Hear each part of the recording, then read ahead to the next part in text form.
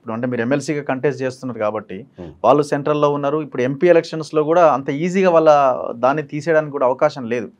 So మొన్నటి MLA ఎలక్షన్స్తో compare చేస్తే కొంత బలమైన గాలులు వీస్తున్నాయి వాళ్ళకు కూడా. అంటే దీని మీద ఇంపాక్ట్ ఏమైనా ఉండే అవకాశం లేదా? ఉండదు రాదు, దీని మీద అసలే ఉండదు. ఎందుకంటే ఇది కొద్దిగా మెచ్యూర్డ్ పర్సన్స్ ఓట్స్. నెరీ గుడ్డిగా దేని పడితే దానికి గుడ్డే దుషయంలో పడ్డట్టు ఉండదు ఈ వ్యవహారం. ఒకవేళ అట్లే ఉంటే మనం సెకండ్ ప్లేస్ కూడా రాకపోదు. అలా మన మీద పోటీ చేసినటువంటి భారతీయ జనతా పార్టీ కేవలం 20-25 వేల ఓట్లు సంపాదించింది. ఆ రోజు కూడా నరేంద్ర మోడీ గారు ఉన్నారు కదా. కాబట్టి ఏంటంటే ఆ ఎలక్షన్లో ఇది ఇంపార్టెంట్. అందుకోసమే పట్టభద్రుల ఎమ్మెల్సీ ఎన్నికల్లో పార్టీ సింబల్స్ కూడా ఉన్నాయి. పార్టీ సింబల్స్ కూడా ఎందుకు ఉన్నాయి అంటే వేసేది మేధావి వర్గం కాబట్టి, అభ్యర్థిత్వాన్ని చూసేసేటువంటి ఎన్నిక కాబట్టి ఆ రకమైనటువంటి ఎన్నిక జరుగుతుంది. ఎటువంటి ఇంపాక్ట్ ఉండదు. చాలామంది భారతీయ జనతా పార్టీ సోదరులు ఈసారి మళ్ళీ అంటూ కూడా ఉంటే బెటర్లే అనుకునేటువంటి ఆలోచనతో కూడా ఉంటారు. సో మీరు ఎమ్మెల్సీ అయిన తర్వాత అసెంబ్లీలో ఈ అంశాలు నేను ప్రధానంగా ఫోకస్ చేస్తా అని పట్టభద్రులకు ఏమైనా హామీ ఇవ్వగలుగుతారా?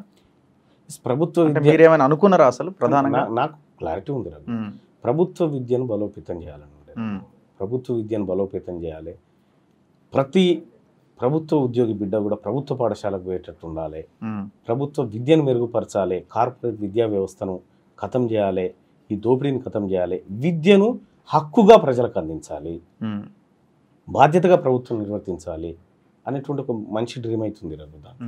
కానీ ఒక చిన్న ఎమ్మెల్సీగా ఉండి ఇవన్నీ అంత ఈజీ కాదు కదా. పాలసీ మేకింగ్ మొత్తం అంతా మంత్రులు, ముఖ్యమంత్రి వాళ్ళ చేతిలోనే ఉంటుంది కదా. అంటే ఒక ఎమ్మెల్సీగా అంటే అటువంటిప్పుడు మరి మండలి ఎందుకు రాదు? దాన్ని ఎందుకు పెట్టిరు? దాన్ని ఎందుకు పెట్టిరు? నేను రిప్రజెంట్ చేయడం అంటే ఇప్పుడు ఉన్నటువంటి పట్టభద్రులు దాదాపు 4,60,000 మంది పట్టభద్రుల అభిప్రాయాన్ని నేను రిప్రజెంట్ చేయాలి. వాళ్ళ ఆలోచన రిప్రజెంట్ చేయాలి నేను. తద్వారా అది ప్రభుత్వానికి పోతుంది. శ్మశానంలో మాట్లాడుకున్నట్టు కాదు కదా. చట్టసభ అది. చట్టసభలో నేను మాట్లాడాల్సిన చోటే అది రఘు. నేను మాట్లాడాల్సిన చోటే అది. ప్రభుత్వం ముందు పెట్టాల్సిందే అక్కడ. సో పోయినసారి ఎలక్షన్స్లో పల్లా రాజేశ్వర్ రెడ్డి 1,500 నుంచి 2,000 రూపాయలు ఇచ్చిండు. అంటే ఇది వాళ్ళు తీసుకున్నారా, వీళ్ళు కూడా అమ్ముడు పోతారా అన్న క్వశ్చన్కి అసలు అవకాశమే లేదు. 100% అమ్ముడు పోయినారు చాలా మంది. మీరు కూడా చూసారు కదా. నేను ఓపెన్ మార్కెటే కనబడ్డది. మరి ఈసారి అలాంటి సిచ్యువేషన్ వస్తే అంటే పోయినసారి ఎన్నిక వేరు, ఈసారి ఎన్నిక వేరు. అంటే మీరు కూడా ఒక పార్టీ నుంచి రిప్రజెంట్ చేస్తున్నారు కాబట్టి ఇవ్వక తప్పని పరిస్థితి వస్తుందా? లేదు రఘు, అట్లాంటిది ఏం లేదు రఘు. ఎందుకంటే నేను డబ్బులు ఇవ్వడం అంటే మళ్ళీ నేను ఎన్నో దోసుకోవాలి రఘు. ఒకటి గుర్తుపెట్టుకో, నాకు ఆ ఇంట్రెస్ట్ లేదు. నేను ఏదో కరప్షన్ చేయాలనో లేకపోతే ఇంకోటి చేయాలనే ఇంట్రెస్ట్లో నేను లేను. నేను జెన్యున్గా ప్రజల ఓటు తీసుకొని జెన్యున్గా ప్రజల కోసం పనిచేయాలనుకుంటున్నా.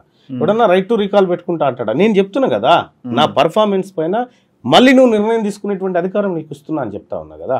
అందుకోసమని ఇప్పుడు ఎన్నికలు, పోయినసారి ఎన్నికలంటే కేసీఆర్ ప్రభుత్వం పైన తీవ్రమైన వ్యతిరేకత కమ్ముకున్నటువంటి రోజుల్లో ఉద్యోగస్తుల్లో, ముఖ్యంగా మేధావి వర్గంలో ఎట్టి పరిస్థితిలో గెలవాలన్న ఉద్దేశంతో మహిళా ఓటర్లకు ఎక్కువ పంచారు.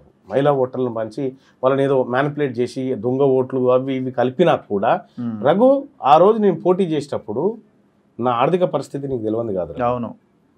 కనీసం ఒక్కొక్క రోజు బండ్ల డీజిల్కి పైసలు లేని రోజు, కొంత వెనక ముందయ్యి అక్కడ ఇక్కడ అవ్వో ఇవ్వో వాళ్ళనో వీళ్ళనో బతిలాడుకొని ఫ్రెండ్స్నో వాళ్ళనో వీళ్ళు అరేంజ్ చేసుకొని చేసినటువంటి పరిస్థితి.